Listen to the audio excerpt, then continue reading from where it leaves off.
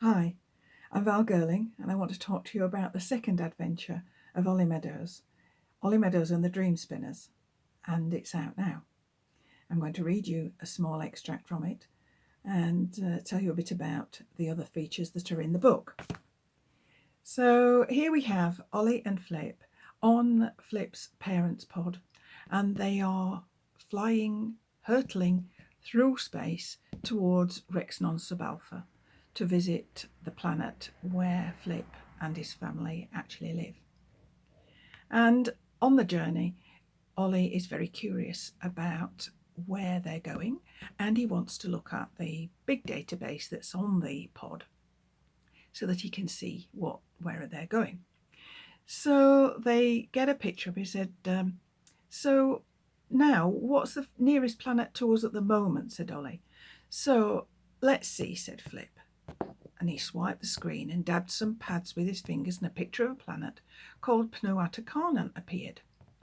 Flipp swiped the picture upwards to try to get a closer view of the land surface, but the same picture kept appearing.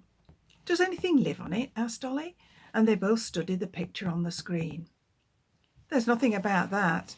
In fact, very little seems to be known, because no one's actually landed on it, said Flipp. The only other thing it says here is that Pnu has a silent P, he laughed. Let's look up Rexnon-sub-Alpha so I can see where we're going, Ollie said. But before Flipp could press any buttons, there were some ear-splitting noises, and the ship gave a sharp lurch to one side, and then veered to the other side, and then... What was that? Ollie asked. I don't know, but it wasn't supposed to happen, said Flipp. Come on, let's see.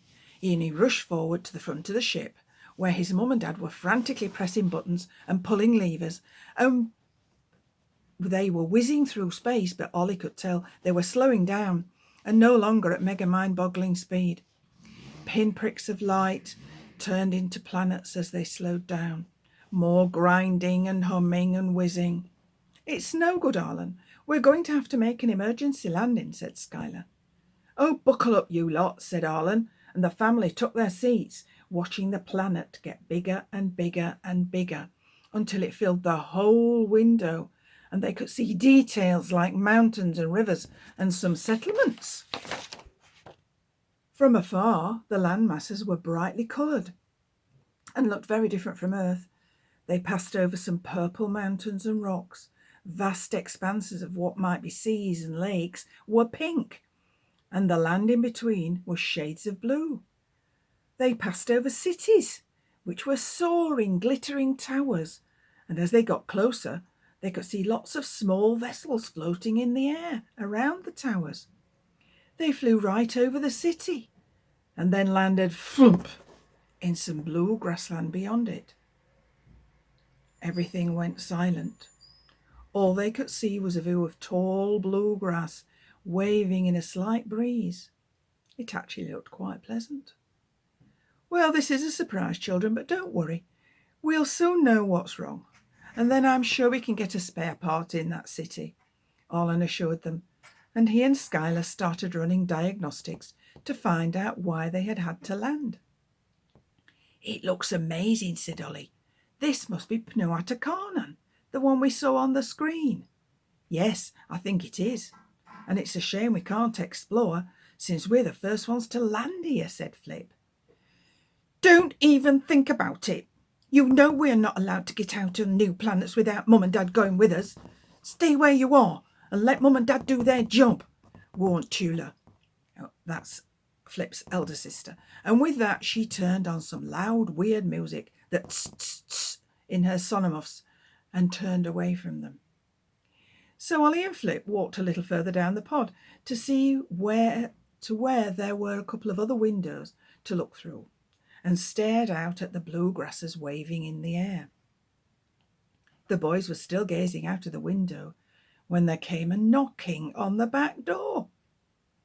Who or what could be knocking from the outside? Flipp and Ollie looked at each other and then to the front of the pod.